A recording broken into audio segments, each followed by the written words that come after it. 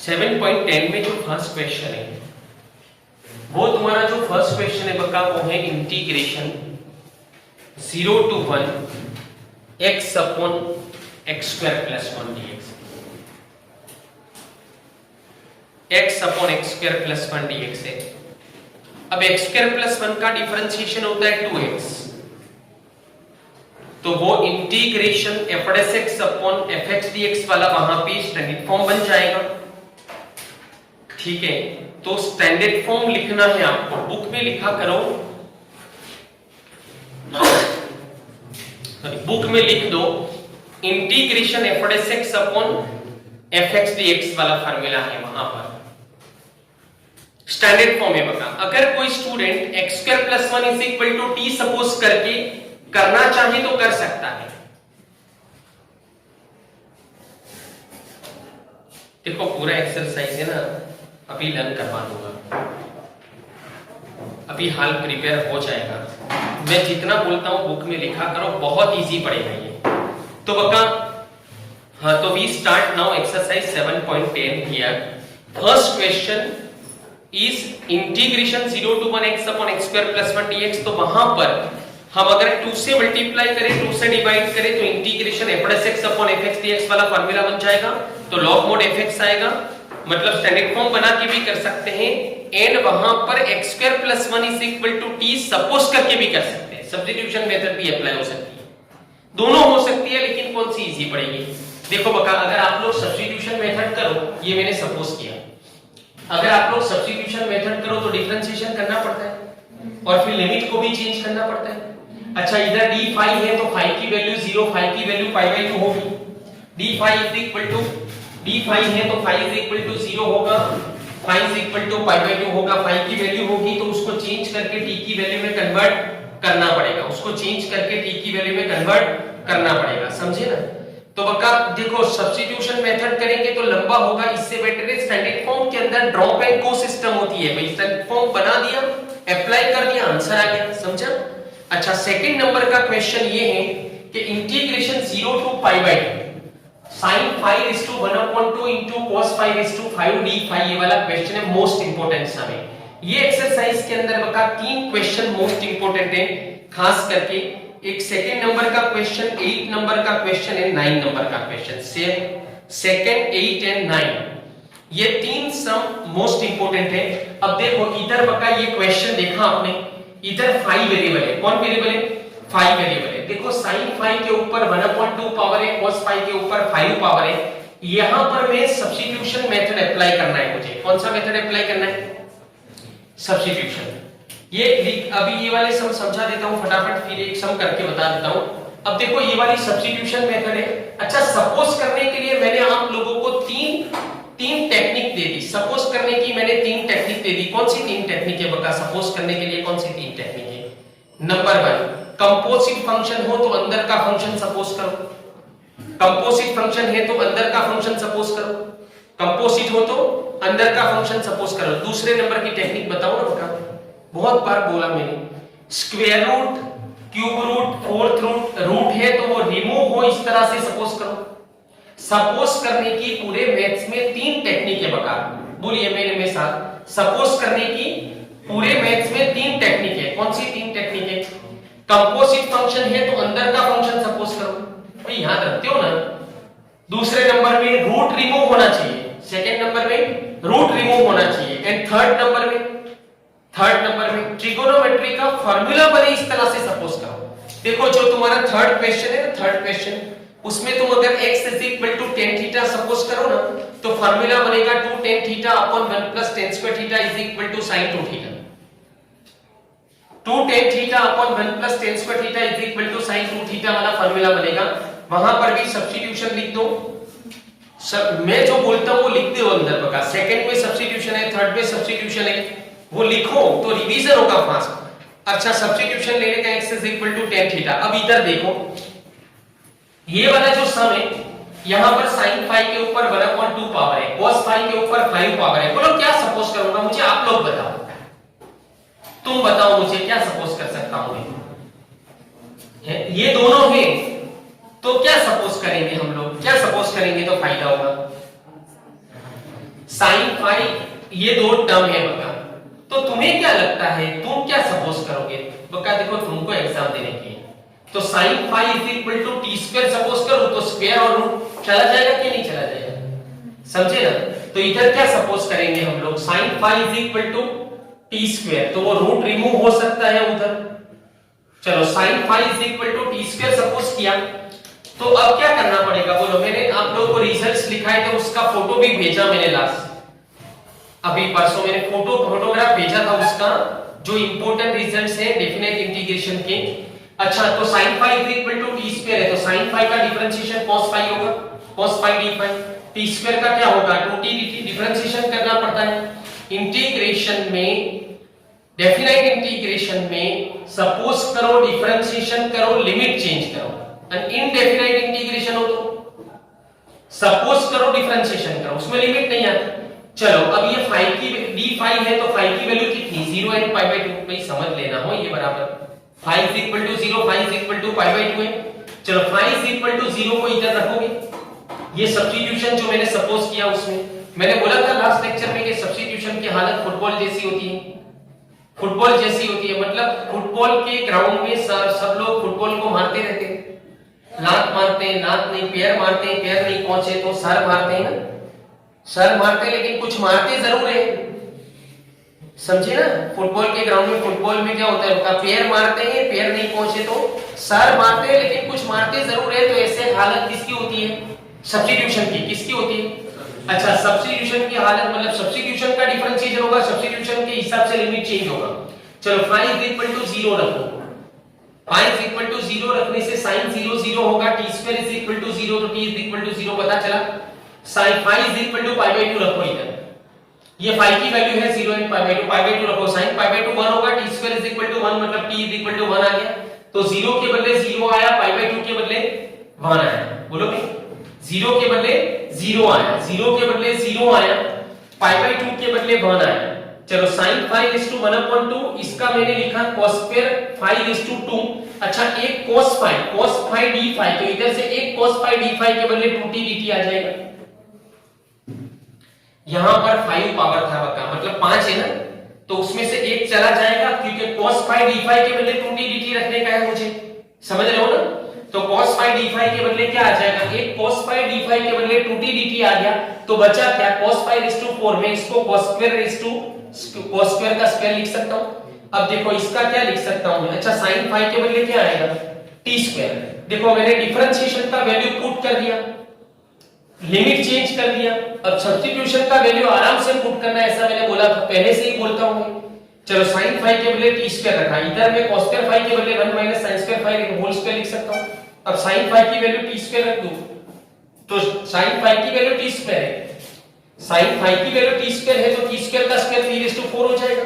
चलो a - b whole square के हिसाब से एक्सपेंशन कर दिया, अब ये t स्क्वायर को अंदर मल्टीप्लाई कर सकता हूं, तो t स्क्वायर को अंदर मल्टीप्लाई कर दिया, फिर बोलो इसका इंटीग्रेशन क्या होगा t स्क्वायर का, हाँ t स्क्वायर का इंटीग्रेशन, अभी हाँ t स्क्वायर का इंटीग्रेशन t³ / 3 t⁶ का t⁷/7 आओ t⁷7/7 t�11/11, बोलो क्लियर है, पता चला पक्का? अच्छा, ये वाला अब upper limit minus lower limit, चलो आप लोग पुट करो बका, 1 को वेरिएबल की जगह पे पुट करो, 1 को 1 खाली ऐसे ही मन में 1 को वेरिएबल की जगह पे पुट करोगे तो क्या मिलेगा, 1/3 - 2/7 प्लस 1/11 मिलेगा। 0 पुट करोगे तो क्या मिलेगा, 0, तो माइनस लोअर लिमिट में तो आंसर 0 ही आएगा, 0 मतलब तो upper limit minus lower limit करोगे तो आंसर पता चल जाएगा। अब देखिए बका, जो थर्ड नंबर का सम है उसमें सब्स्टिट्यूशन लिखा है, और सब्स्टिट्यूशन आप लोग लिख दो x = tan थीटा, वो अभी खुद करने का है आपको, ठीक है, इसके हिसाब से बराबर। चलो फोर्थ नंबर का सम है ना 7.2 का 7 नंबर का सम बैठा है, वही है सेल्फी वाला सम, x + 2 - 2 करने का, x के बदले बका x + 2 - 2 लिखो। देखो मेरी मेथड आप लोग करोगे ना तो बेस्ट मेथड में आपको सिखा देता हूं, इससे इजी नहीं हो सकता फिर, मतलब x के ऊपर x + 2 - 2 लिखो, फिर ब्रैकेट ओवर करोगे ना तो स्टैंडर्ड फॉर्म आ जाएगा, ब्रैकेट खोल दोगे तो स्टैंडर्ड फॉर्म आ जाएगा, खाली x के बदले क्या रखने का है, x + 2 - 2 सेल्फी वाला सम है। चलो 5th नंबर में लिखो सब्स्टिट्यूशन। सब्स्टिट्यूशन लिखो और सब्स्टिट्यूशन लेने का है cos x = t। बोलो सब्स्टिट्यूशन लेने का है cos x = t। 5th number में बका cos x = t लिखो, आगे लिखो सब्स्टिट्यूशन। मतलब ये यही मेथड के सम है, सब समझे ना, सब्स्टिट्यूशन वाले। चलो 6 नंबर में 1 के नीचे क्वाड्रेटिक है, वो जो है ना x + 4 - x², वहां पर आप लोग लिख दो उसके नीचे 4 + x - x², 4 + x - x², last term method बगा। LT लिख दो आगे, LT लास्ट टर्म मेथड है। 7 नंबर में भी लास्ट टर्म लिख दो, 6 और 7 के बीच में लास्ट टर्म लिख दो, LT लिखो। देखो 6 और 7 में लास्ट टर्म मेथड अप्लाई करने का मैं बताऊं आप लोगों को, आपने कितने सारे सम किए लास्ट टर्म वाले। देखो एक्सरसाइज 7.4 में 10 से लेकर 10 to 25 sum last term method के थे। 10 to 25 किस में, 7.4 में। अच्छा एक्सरसाइज 7.7 पूरा लास्ट टर्म मेथड का, 7.7 पूरा लास्ट टर्म मेथड का था, 7.7 पूरा। 7.4 में 10 to 25 सब लास्ट टर्म मेथड के थे, समझे ना बका। क्या करने का है वो लास्ट टर्म मेथड में, बताओ ना एक बार, क्या करने का है लास्ट टर्म मेथड में। लास्ट टर्म फाइंड करो, फिर उसको रखो, बैलेंस करोगे, फिर परफेक्ट स्क्वायर बन जाएगा। बोलो बैलेंस करोगे फिर परफेक्ट स्क्वायर बन जाएगा, समझे ना। तो अभी है ना बका, आप लोग मुझे 3rd नंबर का सम ट्राई करके दिखाओ। હવે જે આ સમ છે બકા 8 નંબરનો, જો હું તમને ફરીથી કહી દઉં કે લાસ્ટ ટર્મ જે છે ને, લાસ્ટ ટર્મ એક્સરસાઇઝ 7.4 માં 10 to 25 કેટલા સમ થયા, 10 to 25 કેટલા સમ થયા, 15 16 સમ થયા, બરાબર છે, 16 સમ થયા। 7.7 આખું છે બકા, ये लास्ट टर्म मेथड નું છે। Last term = middle term whole square upon 4 into first term. આ ફોર્મ્યુલા તમને યાદ હોય બકા, તમે લાસ્ટ ટર્મ ફાઇન્ડ કરો અને લાસ્ટ ટર્મ ફાઇન્ડ કરીને એને પુટ કરો, બરાબર છે, પછી બેલેન્સ કરો, પુટ કરવાનું લાસ્ટ ટર્મ, બેલેન્સ કરવાનું, પરફેક્ટ સ્ક્વેર બની જાય, પછી સ્ટેન્ડર્ડ ફોર્મ એપ્લાય કરવાનું। તમે મારી વાત તો સમજો છો ને, બરાબર છે। अच्छा આખું એક્સરસાઇઝ 7.7 લાસ્ટ ટર્મ ફાઇન્ડ કરીને કરવાનું છે અને 7.4 માં 10 to 25 सम्स પણ તમારા લાસ્ટ ટર્મ મેથડ થી કરવાના છે। અગર તમે લોકો 7.6 માં 16 to 19 ક્વેશ્ચન જુઓ, 16 to 19 to 19 ક્વેશ્ચન જુઓ બકા, e⁻x વાળા सम्स છે, e⁻x वाला सम्स છે 16 to 19। अब ये e⁻x वाला सम्स છે,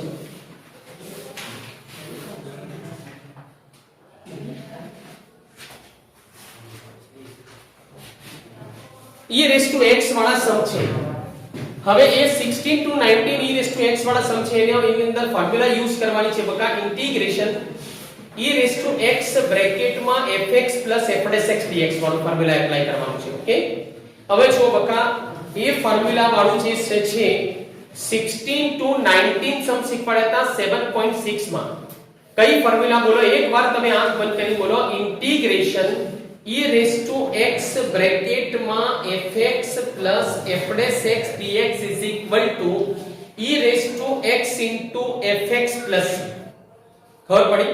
હવે જો અહીંયા એ ફોર્મ્યુલા યુઝ થઈ શકે છે કારણ કે e⁻2x દેખાય છે બકા, e⁻2x દેખાય છે, બહુ સારો સમજો, e⁻2x દેખાય છે। હવે સાંભળો મારી વાત કે અહીંયા આપણી ફોર્મ્યુલામાં e⁻x હોવું જોઈએ, 2x ના ચાલે, એટલે હું અહીંયા સપોઝ કરું કે સપોઝ 2x = t છે। હવે 2x = t સપોઝ કરું तो આનું ડિફરન્શિએશન થશે 2d, 2 કોન્સ્ટન્ટ છે। ચલો x નું શું થાય બકા, 1 અને dx।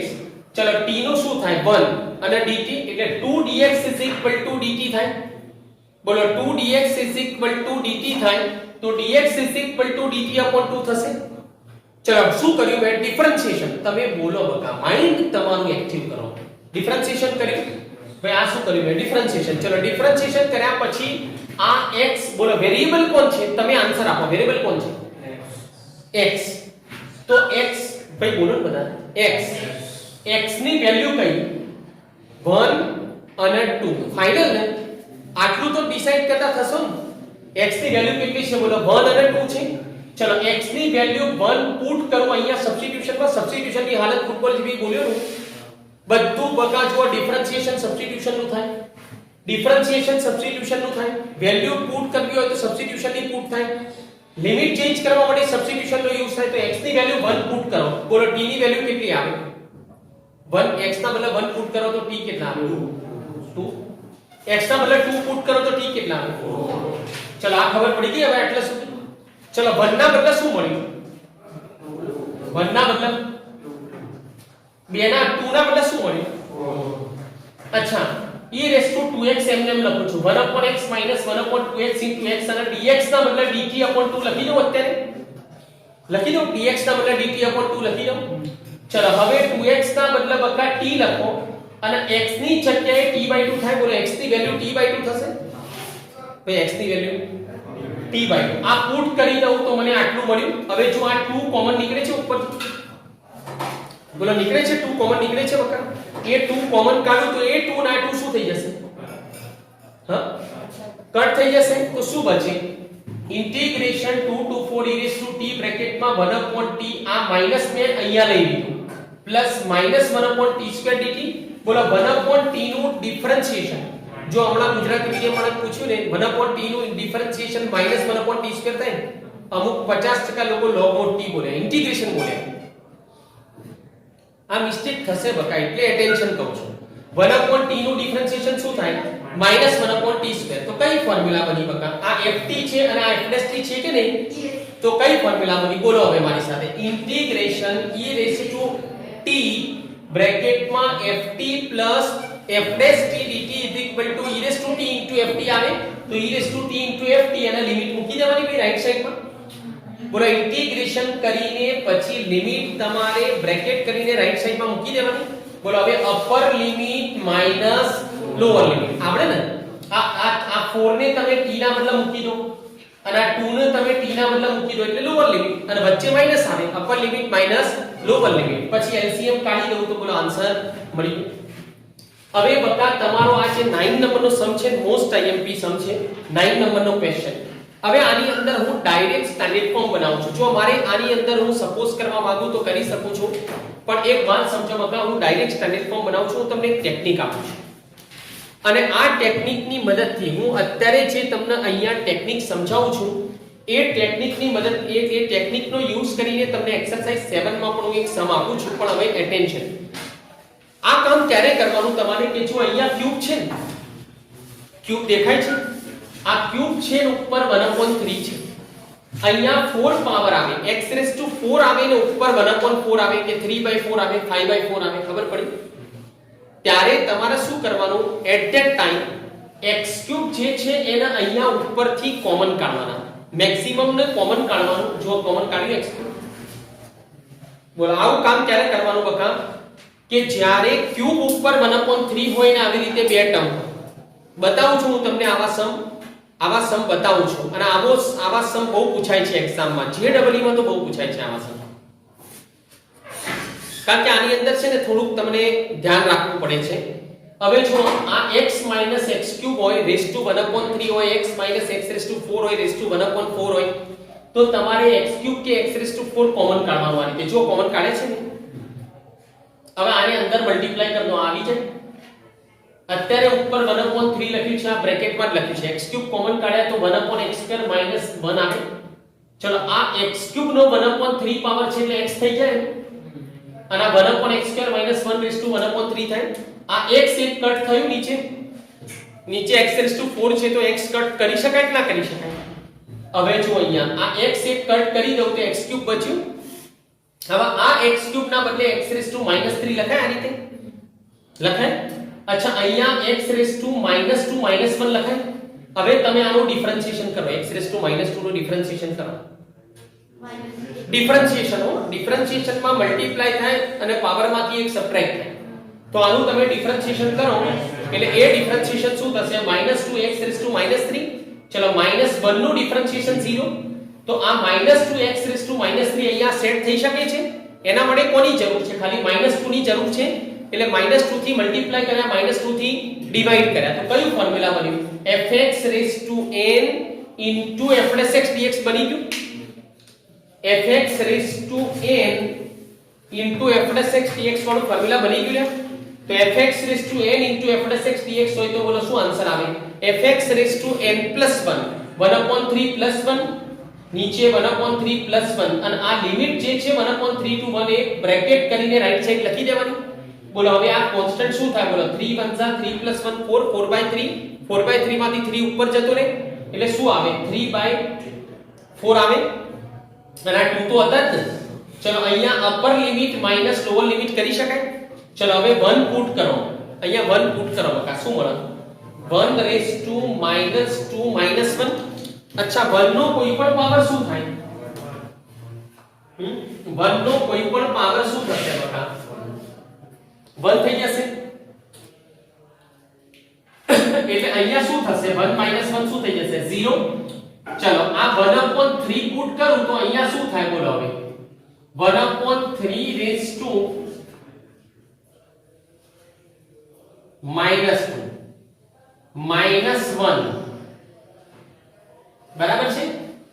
1/3 rays two -2 -1 rays two 4/3 આવે ને. ચલો હવે આનું શું થાય બોલો? આ 1/3 નો માઈનસ પાવર છે તો એનું રેસિપ્રોકલ લો તો શું થઈ જાય? 3² એટલે કેટલા થાય? 9 9 - 1 8. તો શું મળ્યું આપણને અહીંયા? ચલો અહીંયા શું મળી જશે? અહીંયા 0 અને અહીંયા 8 મળ્યું તો 8 નો ક્યુબ રૂટ કેટલું થાય? 8 નો ક્યુબ રૂટ 2 થાય ને. અને 2 નો 4 પાવર કેટલો થાય? હવે આ શું મળ્યું તમને? -3/8 -3/8 * -16 મળ્યું બકા. ચલો આ માઈનસ માઈનસ શું થઈ જશે? અને 8 2 ઝા એટલે કેટલા મળે આપણને? 6 આન્સર મળે છે. બોલો ક્લિયર? અચ્છા હવે તમને લાસ્ટ જે સમ છે પેલો 10 નંબરમાં તમે t ના ઉપર u લખો બકા. ઇન્ટિગ્રેશન બાય પાર્ટ્સ છે. t ના ઉપર u લખો અને sin t ના ઉપર v લખો.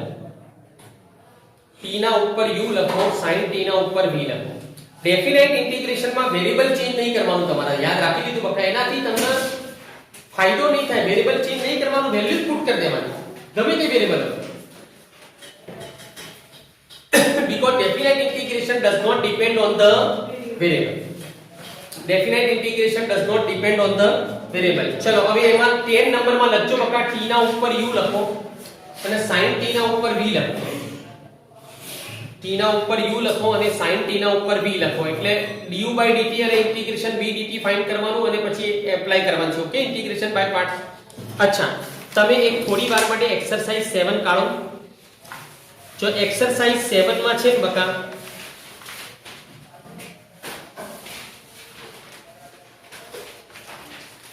એક્સરસાઇઝ 7 માં જે ફર્સ્ટ ક્વેશ્ચન છે ને 1/x - x³ ત્યાં લખી દેજો બકા. પાર્શિયલ ફ્રેક્શન મેથડ છે એમાં pf મેથડ.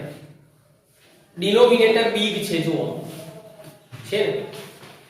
ડિનોમિનેટર મોટો છે, ડિનોમિનેટર બિગ છે એટલે એમાં pf મેથડ આવશે. Partial fraction.